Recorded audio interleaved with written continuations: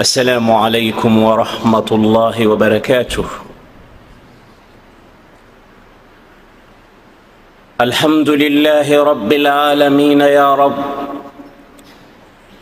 يا رب ارزقنا رضاك واغننا بفضلك عمن سواك، واحشرنا في زمرة حبيبك ومصطفاك. اللهم أوردنا حوضه ولا تحرمنا أجره ولا تفتنا بعده. اسقنا بيد سيدنا محمد شربة هنيئة لا نظمأ بعدها أبدا. اللهم أخرجنا من الشقاوة إلى السعادة، ومن الإهانة إلى الكرامة، ومن الذل إلى العز، ومن السخط إلى الرضا، ومن النار إلى الجنة، ومن الفقر إلى الغنى، ومن الإساءة إلى الإحسان، ومن أعمال الشر كلها إلى أعمال الخير كلها. اللهم ارزقنا قبل الموت توبة. اللهم ارزقنا قبل الموت توبة. اللهم ارزقنا قبل الموت توبة، وعند الموت شهادة، وبعد الموت جنة ونعيما وملكا كبيرا. يا نعم المولى ويا نعم النصير، غفرانك ربنا وإليك المصير. وصلى الله على النذير البشير سيدنا محمد وعلى آله وأصحابه أجمعين. وأشهد أن لا إله إلا الله، وأشهد أن سيدنا محمد رسول الله. أشهد أنه بلغ الرسالة وأدى الأمانة ونصح الأمة، ومحى الظلمة وكشف الغمة، وجاهد في الله حق جهاده حتى أتاه اليقين.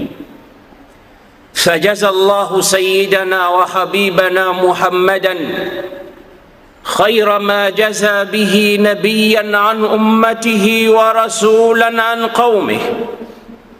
اللهم صل وسلم وبارك على هذا النبي الأمين وعلى آله وصحابته الغر الميامين. أما بعد، إخوة الإيمان، ni historia gani ulioweka baada ya kuondoka kwako duniani? Historia gani utakayoiweka ewe mwanadamu watakaokuja kabla yako wewe wawe ni wenye kuisoma na kupendezewa na jinsi ulivyoishi katika ulimwengu? Mimi na wewe tunapaswa kufikiria sasa ni kipi tunachokitengeza kwa ajili ya historia ambayo itasomwa kama tunavyosoma historia za wenzetu. Kwani mwenye kusema afada wa ajada indama qala fi kalamin hakim, innama almar'u hadithun ba'dahu fakun khaira hadithin liman wa'a. Wenye hekima katika mazungumzo wanasema hakika mwanadamu yoyote anayeishi hapa ulimwenguni hadithun ba'dahu, huwa ni mazungumzo baada ya kufa kwake. Mimi na wewe itakuwa mazungumzo baada ya kuondoka kwetu. Sasa hivi ukiondoka ndugu yangu Muislamu, watu wataanza kusema alikuwa. Hizi alikuwa zitakuwa za khairi au zitakuwa za shar. Innama almar'u hadithun ba'dahu, hakika si lingine mimi na wewe ni historia baada ya kuondoka ulimwenguni. Fakun khaira hadithin liman wa'a, tengeza historia nzuri kwa watakaosoma, tengeza historia nzuri kwa watakaopita kuitizama historia yako uliyoiacha na athari ambazo umeziwacha baada ya kuondoka kwako hapa ulimwenguni. Kwa ajili hiyo basi tuandamane nami ndugu yangu Muislamu katika wakati huu ambao Mwenyezi Mungu ametujalia tumekaa pamoja kwa ajili ya kukumbushana mawili matatu katika dini. tuingie katika suratul Mulk, sura ya ufalme wa Mwenyezi Mungu Subhanahu wa Ta'ala. Ufalme ambao umekamilika, sio ufalme ambao mpaka kuwe na jeshi ndipo ufalme wako utulie, na mara nyingine jeshi lako likiwa dhaifu atoke superpower kutoka alipo aeke bezi zake kwa ajili ya kukulinda wewe, watu wengine wasipate kuangusha ufalme wako. Ufalme ambao unaregarega, unalala ukiogopa, na wala humwamini aliyo karibu nawe, hata akiwa mkeo, labda chakula mpaka kionjwe kwanza ili isiwe ndani yake kuna sumu ipate kukumaliza, iwe ndo mwisho wa ufalme wako. Ufalme ambao ulimwenguni unajigamba kwamba wewe ni mfalme, lakini mara kichwa kinauma unatafuta dawa, mara choo kimekubana unakimbilia msalani, mara udhaifu aina mbalimbali umekupata, na siku ya siku nawe unaondoka kama wanavyoondoka watu wengine, na kwa wewe na mwingine hamna tofauti. Tofauti yenu ni ndogo sana, ambayo Mwenyezi Mungu Subhanahu wa Ta'ala ameijalia iwe ni ibra katika maisha yenu. Ufalme tunaozungumza hapa ni ufalme ule, Qulillahumma malikal mulk tu'til mulka man tasha wa tanzi'ul mulka mimman tasha wa tu'izzu man tasha wa tudhillu man tasha biyadika alkhayru innaka ala kulli shay'in qadir. تولج الليل في النهار وتولج النهار في الليل وتخرج الحي من الميت وتخرج الميت من الحي وترزق من تشاء بغير حساب. Akhbirni birabbika ayyuha al-insan, niambie ndugu yangu Muislamu, je, katika ulimwengu yuko mfalme anayeyafanya haya tuliyoyataja? Malikal mulk, aliyemiliki ufalme. Yu'til mulka man yasha, yupo mfalme anayewapa wafalme wengine ufalme anayemtaka.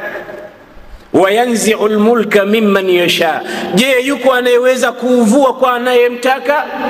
Wayu'izzu man yasha, je, yuko anayempa juu akampeleka juu akampa daraja anayemtaka? Wayudhillu man yasha, na yupo anayemdhalilisha mtakaye?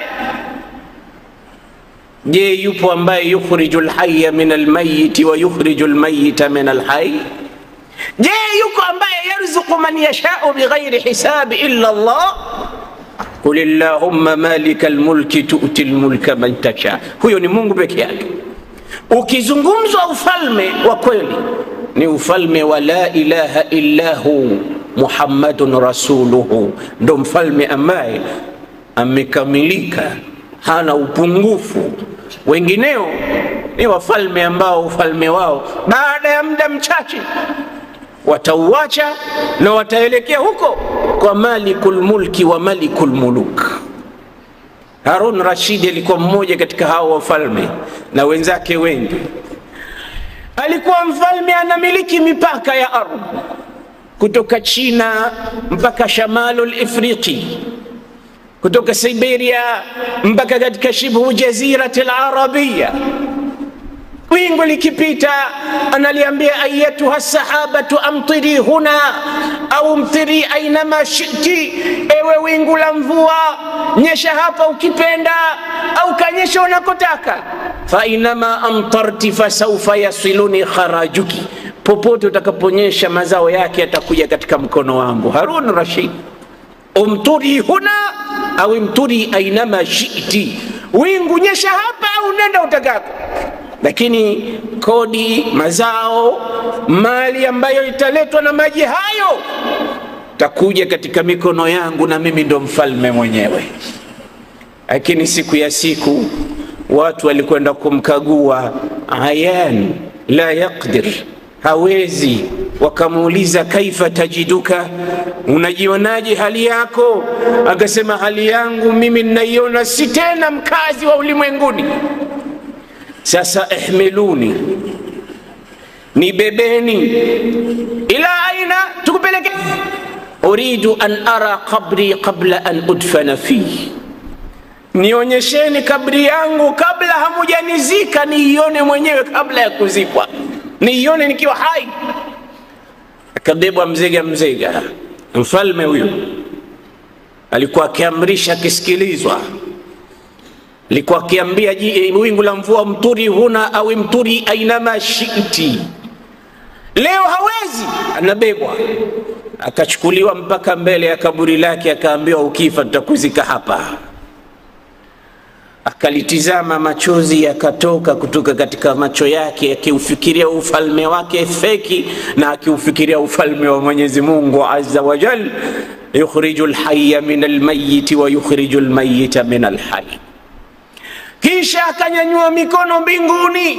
Harunur Rashidi akasema, Allahumma ya man la yazulu mulku, ewe Mola ambaye ufalme wako haukutoki, ufalme wako haumaliziki, ufalme wako hauondoki. Irham man zala mulku, nisikitikie mimi ambaye ufalme wangu umeondoka, umenitoka, umetoweka. Ufalme wangu na wako tofauti. Wangu ni ufalme ambao ni ramzi wa kuigaiga tu, lakini ufalme wako wa hakika, ya Rabbi irhamni, na kuomba nisikitikie.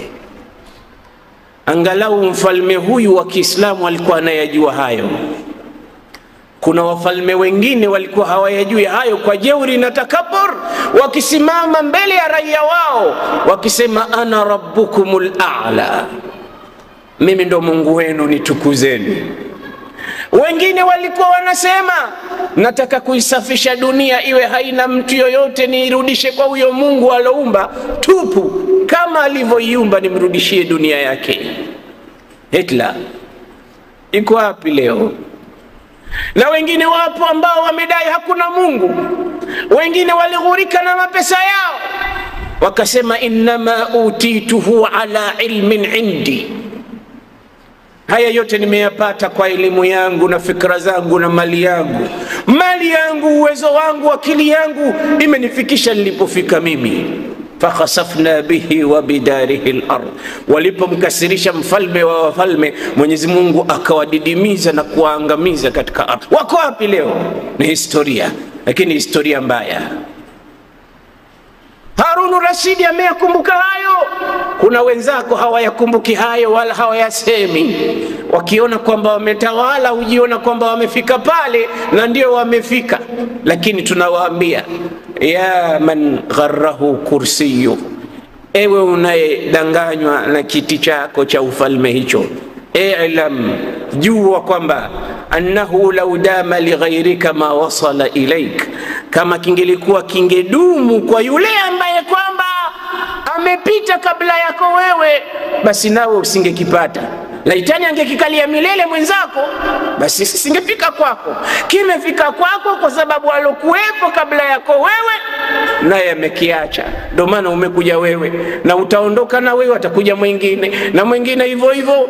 Ikiwa hutomtukuza Mola wako alokupeleka hapo, jua kwamba maisha yako ni mabaya na historia yako itakuwa mbaya. Ya man la yazulu mulku, Harun anasema, ewe Mola ambaye ufalme wake hauondoki, irham man zala mulku, msikitikie huyu Harunur Rashidi mnyonge ambaye ufalme wake leo umeondoka. Baadaye akarudishwa kitandani, wafadat ruhu ila bariha, roho ikatoka ikaelekea kwa Muumba wake subhanahu wa ta'ala.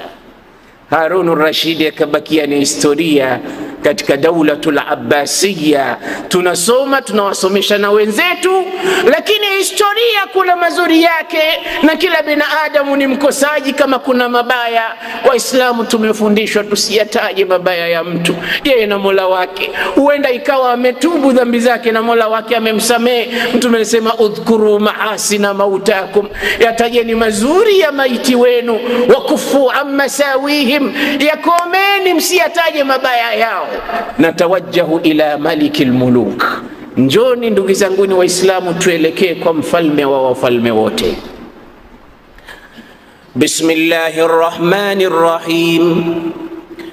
تبارك الذي بيده الملك وهو على كل شيء قدير الذي خلق الموت والحياة ليبلوكم أيكم أحسن عملا وهو العزيز الغفور الذي خلق 7 سماوات طباقا ما ترى في خلق الرحمن من تفاوت فارجع البصر هل ترى من فطور. صلي على الحبيب. Sisi tumeingia katika suratul Mulk ya Rab kuja kuona ufalme wako, kuja kuangalia hekima zako za kutuumba sisi. Madha taqulu ya malikul mulk, unatuambiaje ewe mfalme wa wafalme wote? Anatuambia tabarakalladhi, ametukuka Mola ambaye, tabarakalladhi, hakusema tabarakallahu alladhi. Ametukuka Mola Mwenyezi Mungu Allah, hakutaka kutaja jina lake kwa sababu hakuna kiumbe aliyotukuka ulimwenguni yoyote hata mmoja. Hakuna mtukufu peke yake. Tanazzaha an kulli naqs, ameepukana na kila sifa ya upungufu. Mimi na wewe tuna makontena ya mapungufu, lakini Allah ametukuka na kila sifa ya upungufu na kulemewa.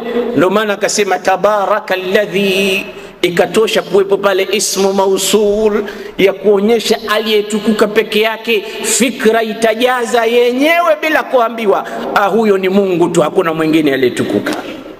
Biyadihi almulku, katika mikono yake ameumiliki ufalme, ameumiliki.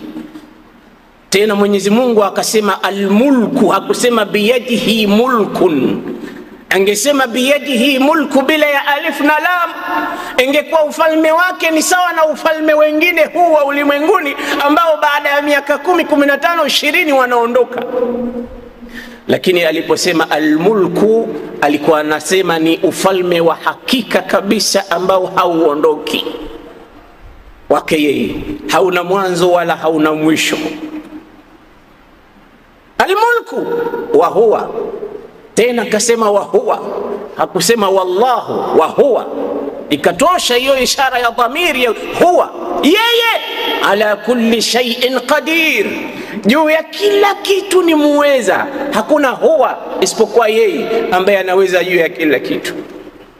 Kuumba kwake hahitaji material, kuumba kwake hahitaji fedha katika benki ya dunia, kuumba kwake hahitaji support kutoka kwa mtu yoyote. Anaumba vipi mwenyewe?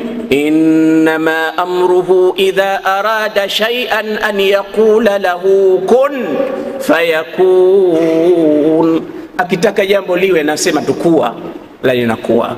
Ikiwa umesikia ameumba hivi kwa material hii, kwa hivi anataka kutuonyesha uhodari wake, uhandisi wake, fani yake, ati yake, tupate kuingiza katika akili zetu fikra ya vipi Mwenyezi Mungu ameumba. Mimi na wewe tumetokana vipi? walaqad khalaqnal insana min sulalatin min tin ثم جعلناه نطفة في قرار مكين ثم خلقنا النطفة علقة فخلقنا العلقة مضغة فخلقنا المضغة عظاما فكسونا العظام لحما ثم أنشأناه خلقا آخر فتبارك الله أحسن الخالقين. Sikilize fani hiyo ya kuumba. Udongo, maji ya manii, mbegu ya uzazi, pande la damu, pande la nyama, nyama imevishwa mifupa, mifupa imetengezwa sura, umetoka we mwanadamu. Ulipotoka ukaja katika ulimwengu, unasema hakuna Mungu, upuzi mtupu. Ulipokuja katika ulimwengu unaambiwa njoo msikitini usali, unasema sali ni nyie mwende peponi, mimi nitakwenda motoni. Ulipoambiwa funga, muogope Mwenyezi Mungu Subhanahu wa Ta'ala, acha uovu wako, ungesema huyo Mungu tutaonana huko siku ya kiyama tukikutana. Kibri, ukamsahau aliyefanya fani ya maumbile yake. Ya ayyuhal insanu ما غرك بربك الكريم الذي خلقك فسواك فعدلك في أي صورة ما شاء ركبك. Kwa nini mwanadamu unaghafilika na Mola ambaye amekuumba, tena amekuumba kuwa sawa kabisa? Tizama macho yako mahala yalipo, tizama masikio yako, tizama meno yako, tizama uzuri wa sura yako, jitizame maisha yako. Unakula kama mwanadamu muhtaram. Walaqad khalaqna al-insana في أحسن تقويم. لقد خلقنا الإنسان في أحسن تقويم. Umbile zuri kabisa. Niambie ingekuwa kula kwako leo unakwenda kufutari unakula kama ng'ombe au mbuzi, lakini unakwenda kukosha mikono yako, unakula kilichoiva, unakula kitamu. Kulu min tayyibati ma razaqnakum, kuleni vizuri, kila kitu nakusahilishieni. Wal an'ama khalaqaha lakum, hawa wanyama nimekuumbieni nyie. Khalaqaha lakum, ajili yenu nyie wanadamu, ili munitumikie mimi. Awalam yara al-insanu anna khalaqnahu min nutfatin fa idha huwa khasimun mubin. ضرب لنا مثلا ونسي خلقه قال من يحيي العظام وهي رميم قل يحييها الذي أنشأها أول مرة. Mwanadamu huyu alipojiona kwamba amekamilika na nguvu, akachukua mfupa uliokuwa umeoza, umekuwa mchanga, anamuonyesha Muhammad, kisha anauvunja mbele ya macho yake. Mungu anaweza kumrudisha huyu mwanadamu huyu aliyokufa miaka 100 eti akawa mwanadamu tena? Muhali. Suratul Mulk, na ufalme wa Mwenyezi Mungu. Wa huwa ala kulli shay'in qadir, na yeye Mwenyezi Mungu juu ya kila kitu ni muweza, anaweza kufanya anavyotaka. Alladhi khalaqa al-mauta wal hayata liyabluwakum, anaitaja baadhi ya kazi alizozitenda.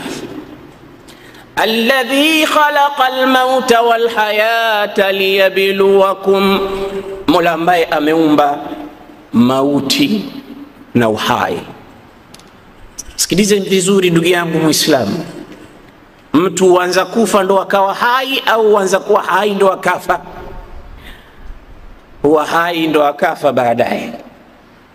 Lakini Mwenyezi Mungu Subhanahu wa Ta'ala kwa utaratibu wa aya na maneno matukufu haya hakusema alladhi khalaqa alhayata walmauta liyabluwakum, Mola ambaye ameumba uhai na umauti ili akupeni mtihani. Hakuanza na uhai kama tulivyoanza sisi, ameanza kutaja mauti kwanza. Alladhi khalaqa almauta walhaya, Mola ambaye ameumba mauti na uhai. Ulama utafsiri wakatuambia ukisoma Qur'ani usisome tu kama kasuku. Liyadabbaru ayati, zingatia sana aya za Qur'an. Na mazingatio yanatupeleka hapa kwamba kwa kutaja Mwenyezi Mungu mauti kabla ya uhai, arada minna an yatabadara hadha ila adhanina, alitutaka haraka akili zetu ziwe kitu cha mwanzo kinachoingia katika akili hapa ni mauti kabla ya uhai. Tuwe na yakini kwamba tutakufa kabla ya kuwa na yakini kwamba tutaishi. kwa maana kwamba iwe mauti yako karibu zaidi kuliko uhai. Awe na hakika mwanadamu isiyokuwa na shaka kwamba mauti qadimun qadimun qadimun, mauti yanakuja yanakuja yanakuja. Ndio maana akakuanzia nini, khalaqal mauta, ili usisahau katika maisha yako yote kwamba kuna kifo. Kama utasahau kuna uhai, lakini usisahau kama kuna kufa. Siku moja utaondoka katika ulimwengu huu. Na ndio maana yeyote anayekumbuka kifo, moyo wake hubadilika, roho yake hubadilika, maisha yake hubadilika, maneno yake huyachunga, akawa selective. Mtu anachagua la kusema, asije akamuudhi khaliqul bari, asije akamkera malikul mulk alladhi yastati'u an yaqula li shay'in kun fayakun. Kwa sababu najua siku moja mimi mgeni hapa ulimwenguni, nitaondoka tu, na nikiondoka itakuwaje maisha yangu ya baadaye? Historia yangu vipi itakuwa baada ya mimi kuondoka?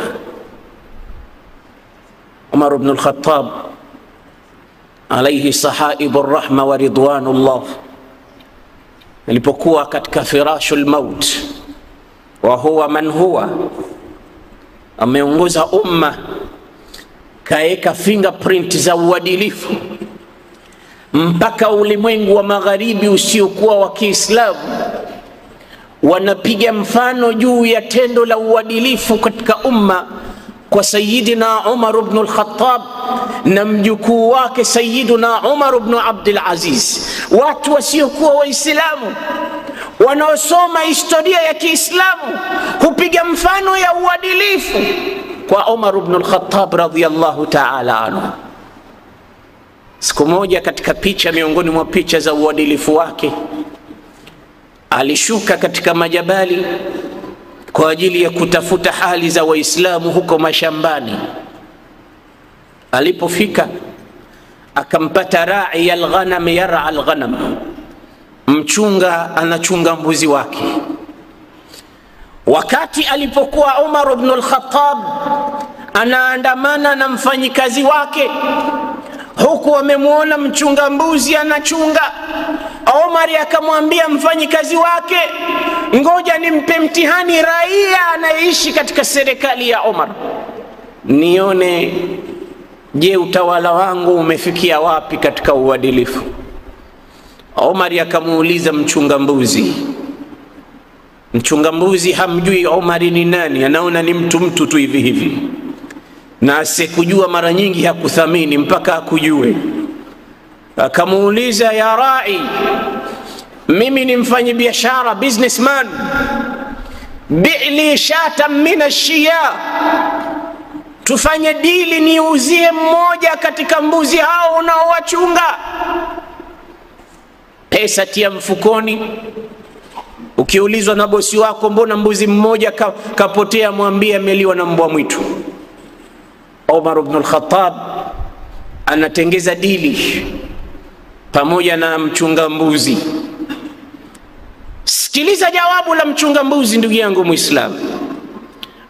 Mchunga mbuzi anamwambia Umar ibn al-Khattab, ya ayuha ar-rajul, ewe mtu unayetaka kununua mbuzi kutoka kwangu, ana lastu malika sha, mimi siye mmiliki wa mbuzi hawa, ana mujarradur rai, mimi ni mfanyikazi tu, nimeandikwa kazi ya kuchunga mbuzi hawa. Ama mambo ya kuuza siyamiliki mimi. Kama unataka kuuza, kununua, taala ila malikiha, njoo nikupeleke kwa mmiliki wake, patana naye bei, nunua kutoka kwake. Ama mimi siwezi kukuuzia kitu katika wanyama hawa na mifugo hawa. Umar akamwambia, wewe imekuwaje? Mimi nakwambia hii ni kati yangu mimi na wewe, baini wa bainik, mimi na wewe tu. Bosi akikuuliza mwambie ameliwa na mbwa mwitu, si kawaida wa mbuzi wanaliwaliwa, atajua. Akamwambia, aqulu li sayyidi akalahu dhib, unanifundisha nikamwambie bosi wangu mmoja kuwa ameliwa na mbwa mwitu, fa aina Allah, Mungu nitakuwa nimemwacha wapi wakati huo? Rai,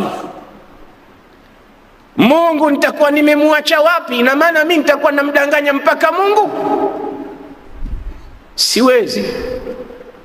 Umar akamwambia mfanyikazi wake, alhamdulillah, angalia huyu raia katika raia wa Umar, raia katika serikali ya Sayyiduna Umar. Akamwambia, basi dullani ala Malik ash-Sham, nipeleke nionyeshe aliko bosi wako anayemiliki mbuzi hawa. Akamwambia, taala mai, niandame nikupeleke. Yule bwana anafikiria huyu ni mnunuzi wa mbuzi, akampeleka kwa bosi wake.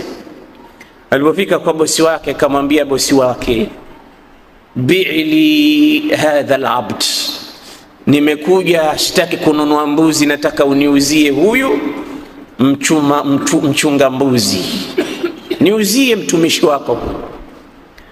Akamwambia, amira almu'minin, huwa lak, nimeshakuuzia, mchukue.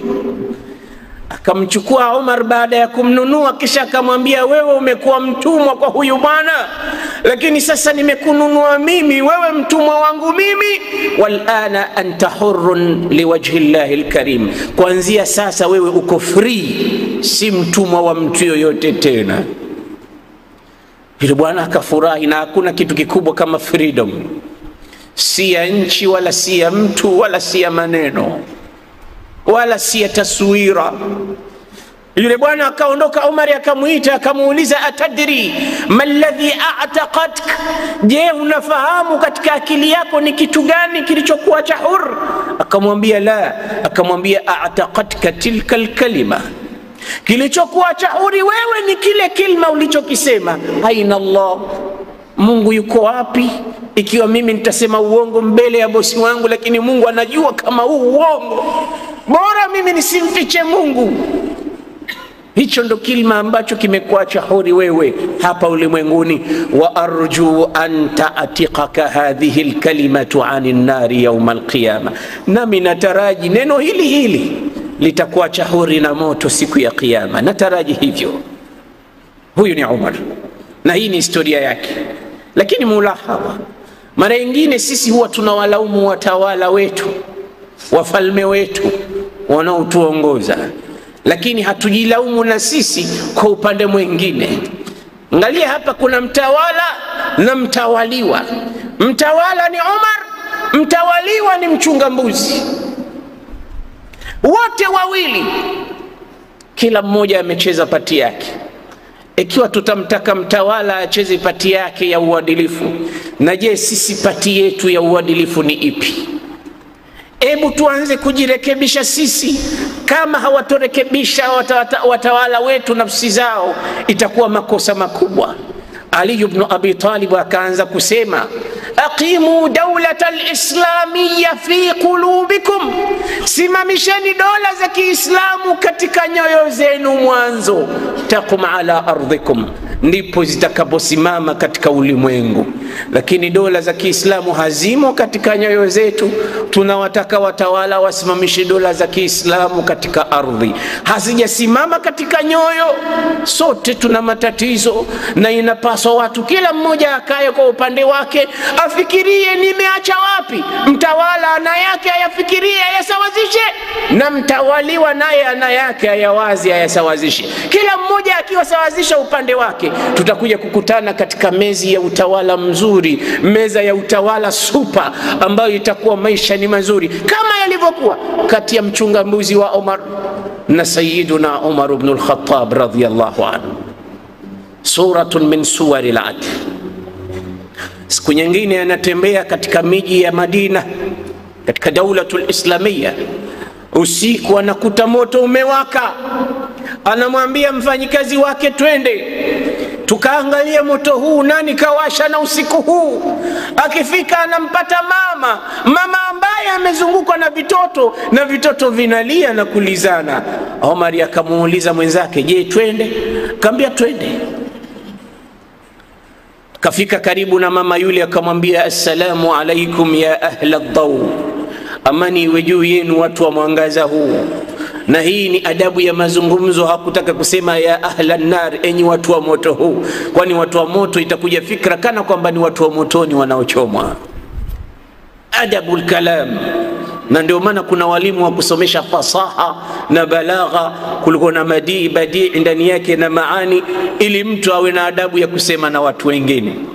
Sayyidina Umar akamuuliza mama yule, aadnu, je nisogee karibu? Wanaomba ruhusa. Hakwenda kwa mabavu akasema hii ni nchi yangu, naweza kufanya ninavyotaka, lakini kaingia katika maeneo ambayo ni ya wenyewe, anauliza permission. Aadnu, je niingie? Akaambiwa na mama, udnu bi khair, kama kuna la khairi sogea, lakini kama huna hata moja tuache wenyewe na dhiki zetu. Hapa tunakula dhiki ambayo tumeachiwa na huyo anayejiita mtawala wetu. Umar akauliza, dhiki yenu ni kitu gani? Akaambia, watoto hawa ni mayatima, mimi ndo mlezi wao, na kwa hakika hasa sina cha kuwalipa, sina cha kuwalea, sina cha kuwalisha, sina cha kuwapa, ndio maana wanalia. Mbona umeteleka sufuria? Akasema, ndani hamna chochote. Hii ni danganya toto kwa ajili watoto wapate kulala, ili wende zao wakalala, kesho waamke tena kwa siku nyingine. Wakiwa wanaona chungu katika jiko watadhani kuna chakula, kila mmoja akiwa na tamaa, usingizi utamvamia, akilala atakwenda kulala. Hamna kula hapa.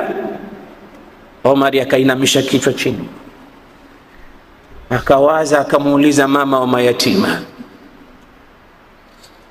hii ni maisha yako kuanzia lini? Ambia, haya ndo maisha yetu, hakuna hata mmoja anayetushughulikia. Waislamu, kuna nyumba katika nyumba za Waislamu hazijui chakula cha mchana wala cha asubuhi wala cha jioni. Kuna nyumba miongoni mwa nyumba za watoto wazazi wao wamefariki zamani, ni mayatima wa Mungu, hawajui kuvaa nguo, hawajui kulala mahala pazuri, hawajui kuishi vizuri, hawajui elimu, hawajui maisha bora yanayotangazwa katika nchi za watu, hawajui chochote katika vitu ambavyo wenzao miongoni mwa watoto wanavipata, hawajui hayo. Matajiri wana mamilioni ya pesa, wanaoweza kutafuta wakazipeleka pesa zao ambazo mara nyingine kwa hakika hasa hazina kazi, na wengine husema hasa wenyewe kwamba hizi pesa hazina kazi sasa hivi, kwa hiyo wacha nizue mambo ya kwenda kufanya ili zitumike. Ya reti zingetumika katika kuzitizama nyumba kama hizi. ويطعمون الطعام على حبه مسكينا ويتيما وأسيرا إنما نطعمكم لوجه الله لا نريد منكم جزاء ولا شكورا. Mungu amewasifu sana wenye kuwalisha maskini na mayatima. Yutimuna taama ala hubbihi, mali zao pamoja na kuzipenda hizo mali zao, na vyakula pamoja na kuvipenda hivyo vyakula vyao, wanawapa wasiojiweza, wasiobahatika katika jamii, kwa sababu ni watu ambao nao wapate kuonja kama yale ambayo wanaonja watoto wengine. Chakula tunatupa, nguo tunatupa, maisha tunaswaga maisha bila ya huruma, bila ya kufikiria kama kuna umma wengine utahitaji. Umar ibn al-Khattab akamuuliza mama, sasa hivi nisubiri ninakuja. Akamwambia mwenzake, twende. Tunakwenda wapi? Twende, usiulize. Wameenda mpaka katika Baitul Mal, hazina ya Uislamu. Kachukua unga, kachukua na samli, kachukua na ngano. Saidina Umar anamwambia yule aloandamana naye ambaye ni msaidizi wake, ihmil alayya, nitwika. Bosi anamwambia mfanyikazi wake, nitwika. Bosi anamtizama mfanyikazi wake, anamtizama bosi kwa mshangao, nikutwika na mimi niko hapa kwa kazi gani? Hii ndo kazi yangu. Akamwambia nitwika. Yule kama hakusikia vizuri, madha taqul? Ihmil alayya, ahmil laka au ahmil alayka, laka au alayka, nikubebe au nikubebeshe? Anamuuliza. Akamwambia nibebesha. Kamuuliza tena, nikubebe au nikubebeshe? Akamwambia nibebesha. Akamwambia Umar, mimi kazi yangu nini? Akamwambia thaqilatka ummuk. Anasema kuanzia nifanyi kazi na bosi huyu Umar ibn al-Khattab hajawahi kubwata wala hajawahi kusema kwa ukali mbele ya uso wangu kama siku nilomwambia hivyo. Akaniambia thaqilatka ummuk, mama yako umekuwa mzigo kwa mama yako wewe.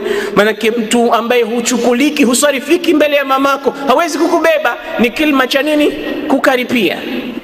Atahmil alayya wizri yawm alqiyama, je siku ya kiyama utabeba dhambi zangu wewe? Unaweza kubeba maovu yangu?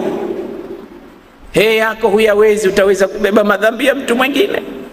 Basi ahmil alayya, nitwika haya madhambi yangu haya. Bwana kwa shingo upande akamtwika bosi wake, huko anasikitika. Bosi yuko mbele, mfanyikazi yuko nyuma, wanaandamana wanakwenda kwa mama wa mayatima. Kufika akatua mzigo wake Umar, akaingia jikoni mwenyewe akaanza kupika. Akachemsha pale, akawa anapuliza moto wake. Wadukhanu yatakhallalu min baini lihiyatihi, huku moshi unapita unachoma katika ndevu zake, ukipita huku na huku kama tanuri ya mkaa. Khalifa wa Kiislamu alipomaliza kupika, akawalisha watoto mayatima kwa mkono wake, kila mmoja. Vitoto vilikuwa vinalia hapo, vikaanza kuonekana tabasamu imekuja juu ya nyuso zao. Ala wujuhihim basma, uso kaanza kunawiri. Chakula si mchezo. Umar ibn al-Khattab huko anawalisha watoto wale, mama wa mayatima anamtizama kwa jicho la huruma na upendo, akitikisa kichwa chake anasema, ama kama huyu sijawahi kuona hapa mtaani. Hajui kama ni Amirul Mu'minin. Kisha akamwambia, ayuha rajul, we mwanamme we, anta afdalu, wewe ni bora, wa ahqqu bil khilafati, na bora ungeongoza wewe utawala, min Umar ibn al-Khattab, kuliko huyo Umar ibn al-Khattab ambaye anajigamba kwamba anatutawala wala hajui shida zetu. Umar akamezea, akamwambia, bibi njoo katika ofisi zake kesho, na mimi mwenyewe nitaongea naye Umar ibn al-Khattab aondoe matatizo yake. Ni nyumba ngapi zina matatizo na tunajua? Kama hujui uliza, kwa sababu matajiri mara nyingi hawajui watu walikuwa mafukara, labda wale matajiri wanaojumuika na maskini, kwa sababu kuna matajiri wengine hawataki hasa kuonekana wamekaa na watu maskini. Wale ndo wenzangu bwana, sio hawa pangu pakavu tia mchuzi, hawa hawafai. Mimi wenzangu wale, akionekana amekaa na watu kama wale anaona aibu. Ukikaa na watu wanyonge ndio utapata kujua kama kuna mambo katika nyumba za wanyonge. Mmoja alinihadithia, anasema zamani kuna baadhi ya wazee wetu walikula chakula ugali kwa harufu. Nikawa very interesting kusikiliza ugali na harufu unaliwa vipi. Akasema zamani ilikuwa shida ya chakula, ikafika wakati pesa alizokuwa nazo pia shida kupata. Sasa akapata pesa ya kununua chakula, lakini pesa ile akinunua chakula atakosa mafuta ya taa ya kuwasha koroboi kibatari, akinunua mafuta ya taa atakosa kiteweo, akinunua kiteweo atakosa chakula na mafuta ya taa. Sasa afanye nini? Wakati mmoja anapanga plani apate mafuta ya taa ya kuwasha moto na taa nyumbani kwake, na apate chakula na apate kiteweo. Mkewe akamwambia, upo unga kidogo tunaweza kusonga ugali tukala, lakini kiteweo hamna na mafuta hamna. Basi kwa hiyo nunua kiteweo na mafuta, pesa ndio hiyo moja. Kamtuma mwanawe, akamwambia nenda kanunue mafuta ya taa. Na kwanza kamwambia, hapa inabidi tupate mafuta ya taa, nunua na papa mkavu, yule mkavu alikuwa anayekuwa juani yule, ili tupate kuja kula na ugali. Lakini kipande cha papa ukishanunua kimoja tu, hizi pesa zimeisha, mafuta tutakosa. Kwa hiyo kanunue papa kwanza, alafu tutaangalia mipango. Akaenda kanunua papa kipande kimoja, pesa zimeisha. Ugali umeshasongwa, kachukua kile kipande cha papa kikafungwa na makaratasi. Kaenda kwa jirani, kikachomwa kile kipande cha papa juu ya moto ndani ya karatasi, ikawa hakikuiva wala hakikunyambulika, ikawa kinatoa harufu tu. Ikachukuliwa kile kipande cha papa ikapulizwa na kupitishwa juu ya ugali, watu wakawa wanakula ugali na ile harufu, alafu akampa kipande cha papa, akamwambia kamrudishie mwenye duka, mwambie baba kasahau alikuwa anataka mafuta ya taa. La ilaha illa Allah.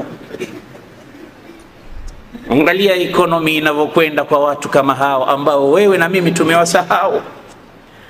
Najua kabla sijasema kisa hiki ulikuwa unafikiria walikulaje chakula na harufu. Lakini akili inapotanzwa na shida inapowasili na umasikini unapopiga hodi, akili huanza kutafuta miundombinu. Kama kuna miundombinu unaisikia, basi ndo hii. Mwambie baba kasahau, badala ya papa anataka mafuta ya taa. Kwa hiyo papa wameshatumia, lakini harufu yake, alafu mafuta ya taa yanakuja, wanawasha nyumbani, wanawasha taa. Hawa wapo katika jamii yetu, lakini utawajuaje wewe mwenye pesa kama hukai na watu mafukara ukawasikiliza? Na ndio maana katika fungu la zaka kuna watu wanaitwa al-amiluna alaiha, wafanyikazi wa kuifanyia kazi ile zaka, kwa sababu yupo mmoja ana mapesa, yeye anatoa ile zaka. Kuna wengine wao ndo wanawajua wale watu wanaostahili kupewa. Sasa wale ambao wanastahili, wanawajua watu wanaostahili, nao wana fungu lao, lakini wao ndo wenye kwenda huku na kule, nyumba hii nyumba ile. Wewe huwajui kwa sababu wewe ima uko katika benzi yako kila siku, uko katika mitaa ya watu matajiri, uko katika mahala, huwezi kuwafahamu, lakini wale wengine wanawafahamu. Sasa uliza wapi kuna haja, uliza nani anahitaji. Najua hutomaliza, ni wengi, lakini alhasil fanya kwa kadiri ya uwezo wako alokupa Mwenyezi Mungu. Usiwe mukassir mpate kuacha fingerprint katika ulimwengu huu. Njoo nitamzungumzia Umar ibn al-Khattab kesho kwa ajili ya mambo yako. Mama akafurahi, akalala uzuri na watoto wamelala. Asubuhi akafunganya anakwenda zake kwa Khalifa Umar ibn al-Khattab. Akifika asubuhi anamuona yule bwana alokuja jana akawa anapika, yeye ndo katikati, anaitwa huku na huku tena kwa jina la ya amiral mu'minin, ya amiral mu'minin, ya amiral mu'minin. Akasema hadha huwa amirul mu'minin, jamani niambieni ukweli, hivi huyu ndo mwenyewe amirul mu'minin? Akamwambia ndiye. Mama akakosa nguvu, akaanguka, kwani alisema neno la kujeruhi. Akasema wewe bwana una haki ya kuwa khalifa kuliko huyo amirul mu'minin, kumbe ndo mwenyewe. Watu wakambeba wakampeleka kumpa first aid. Alipozindukana Umar akaambia njoo mama, unajua kwa nini nimekuita hapa? Nimekuita kwa sababu nataka ninunue madhambi yangu kutoka kwako, yasiwepo tena. Dhambi nilizotenda, dhulma ya kudhulumu mtoto wako, siku hizo zote ninatawala, lakini unakufa njaa sikujui. Kule alimuuliza Umar, ma dhambuhu, kwani anakosa gani Umar mpaka mnamwambia maneno hayo? Aya alamul ghaiba, je anajua habari ya ghaibu kwamba nyie mko huku mwisho wa dunia? Mama alisema neno zito, akamwambia unasemaje? Ayali amrana wa yaghfalu anna, ina maana tutawale alafu watusahau? Kwa nini nilikubali basi kutawala? Na Saidna Umar anasema wallahi sikukubali ila kama vile mtu ambaye amekosa chakula kapata chakula cha haramu kama nguruwe au kitu chochote ambacho si halali anakula kwa dharura, ndio nilikubali kuwatawala watu. Akampa 600 dirham, dirham 600, anamwambia chukua hizi mama, tuandikiani mkataba, nisamee madhambi yangu na yanunua kutoka kwako. Na hii agreement ikaandikwa. Haya ni madhambi ambayo ameyanunua Umar ibn al-Khattab kwa dhulma alizomtendea mama wa mayatima muda wote alipoongoza. Ili nikifa usije kwa Mungu wewe ukasema siku moja wewe ulipotawala sisi tulikufa njaa. Nanunua kabisa. Na nikifa akawaambia wasia, tieni karatasi hii katika kaburi langu, katika sanda yangu, kwa Mungu niokoke, nimwambie ya Rabbi dhulma nilizinunua kwa ummul yatama. Umar ibn al-Khattab yuko katika sakaratil maut. Alipokuwa katika msala na sali, aliingia bwana mmoja katika watu wasiompenda. Na kweli kuna mtu asimpende Umar na uadilifu wote huu? Hii ndo sunna ya maisha. Mtu atafike mwezini kwa sharafu alokuwa nayo. Mtu ata magharib na mashariki aache fingerprint za uadilifu. Watatokezea watu wengine wamesema Allahi dhalim kweli kweli huyu bwana. Ufanye utakalolifanya, lakini usidhani kama kutatokea watu wote wawe wanasema kweli wewe ni muadili. Wengine watatokea watasema una maana pesa mbili. Na hii ndio sunna ya maisha. Na kama hakuna maisha kama haya, maisha sio matamu. Lazima wapatikane wakupendao na wapatikane wakuchukiao. Ili maisha yapate kuwa mazuri, unahitaji kuwa na marafiki. Na ili yapate kuwa mazuri zaidi, unahitaji kuwa na maadui ambao watakuchallenge mara kwa mara. Watakuchallenge wakisema baadhi ya mambo ambayo kweli yanatokea au hayatokei, tapata kuingia katika fikra yako, nifanye nini nipate kufanya mapinduzi katika yale mambo ambayo yanazungumzwa. Watakupa challenge au changamoto ya kuishi. Wallahi kama maadui hawapo hakuna furaha ya maisha. Lazima wawepo. Umar ibn al-Khattab alipokuwa sasa anasalisha na ndo amir, kaingia katika salatul fajri imaman. Ana alikuwa akisalisha salatul fajri, siku nyingine akisoma suratu Yusuf bi akmaliha, yote mpaka mwisho sura hizo. Leo angalieni misikiti yetu, imamu akisoma suratun Naba, imamu kweli anapenda sifa. Huu msikiti huu bwana, imamu wake wote wanapenda sifa. Nini? Juzi bwana katusomea al-hataka hadithul ghashia mpaka mwisho. Mimi nimesimama nataka kuanguka. Manake unataka wewe ukifika pale qul wallahu ahad Allahu akbar. Na ukifika katika sala za tarawih ndio hivyo hivyo. Msikiti unaosifika na kutajika ni ule ambao spidi yake ni kali katika kusali. Pumzi moja tu alhamdulillah rabbil alamin, maana utasikia tu ile wala dhalin amin. Umar ibn al-Khattab anasalisha, hajui kama ndani kaingia mmoja katika maadui zake. Kumbe yumo ndani amechukua khinjar, mudia, kisu kilichokuwa na makali ya huku na huku, akakitoa. Umar yuko katika qiraa, na akiingia katika qiraa akaingia katika bahari nyingine. Mtu unawezekana ukawa vingine, lakini ukiingia katika kusoma maneno ya Mungu unabadilika. Na ndivyo alivyokuwa Sayyidina Umar.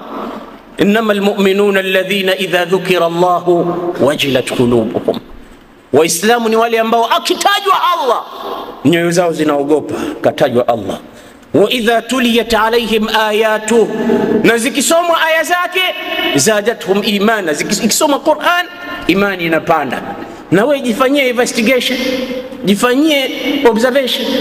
Imam Ghazali anasema tizama moyo wako katika mambo matatu. Istaftih qalbak fi 3 umuri. Uulize moyo wako katika mambo matatu. Ukiona moyo wako unabadilika, unaogopa, una change wakati wa mambo matatu, jua kwamba kidogo imani ipo.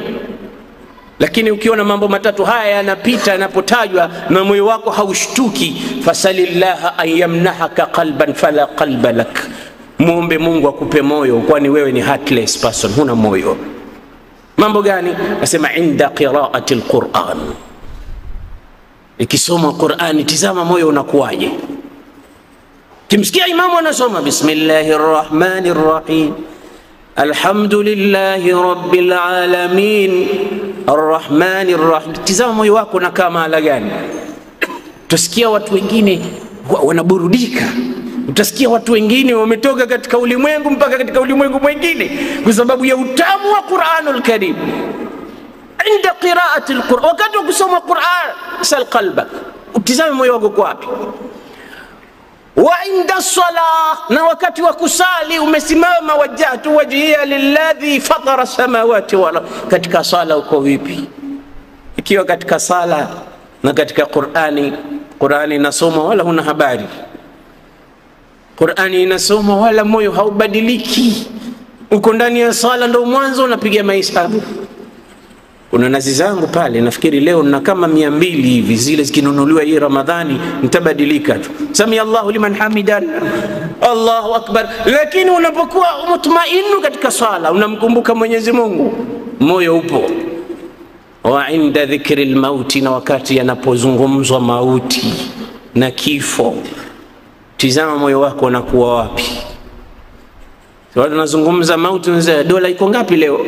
Niambie bwana mkubwa, mambo yanakuwaje, biashara inakwenda vipi? Wala wewe hakikugusi chochote, kana kwamba unapigiwa gita mbuzi, ufahamu chochote, moyo uko pale pale. Basi Imam Ghazali anakuambia is'alillaha qalban, muombe Mungu akupe moyo. Bado hujawa na moyo, moyo haupo, japo unajiona una moyo, lakini maadamu hushtuki katika matatu haya una moyo. Basi Omar akiingia katika Qur'ani kwa katika bahari nyingine, katoka ghafla kampiga khinjari lile, kamchoma katika tumbo lake chini ya kitovu hapa, 6 ta'anatin, darba 6 za hapo kwa hapo mara 6, mpaka damu zikawa zinachupa zinaruka kama mfereji, mabomba. Omar akaanguka chini, kabebwa akaekwa kando, kaingia imamu mwingine akaendeleza sala kwa sura fupi na atainaka mfano wake. Baadaye watu wakambeba Amiri al-Mu'minin, wanampeleka nyumbani. Kakaa muda, kila tabibu anayekuja kumpa dawa Umar, anaonekana Umar atakata tamaa na maisha, ufalme anauacha, lakini nyuma ya ufalme anaacha historia kubwa. Mwisho alikuja mtu kumjaribu kumnywesha maziwa, tabibu.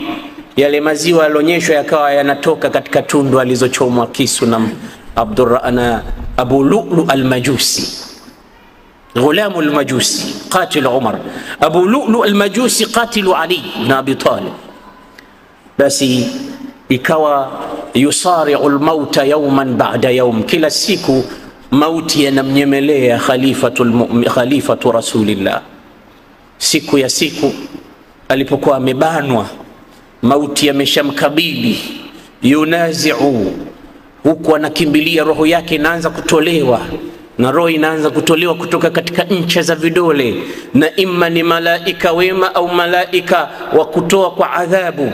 Na muomba Mwenyezi Mungu aitolewe roho yangu na zenu na wale wanaonisikiliza, kwa malaika wa rehma ziwe ni zenye kutolewa kwa upole ya Rabb. Wanaanza kutoa roho ya Umar, akaingia Abdullah ibn Abbas radiyallahu anhu, habrul umma radiyallahu anhuma, akamwambia ya Amir al-Mu'minin, ewe amiri wa Waislamu, abshir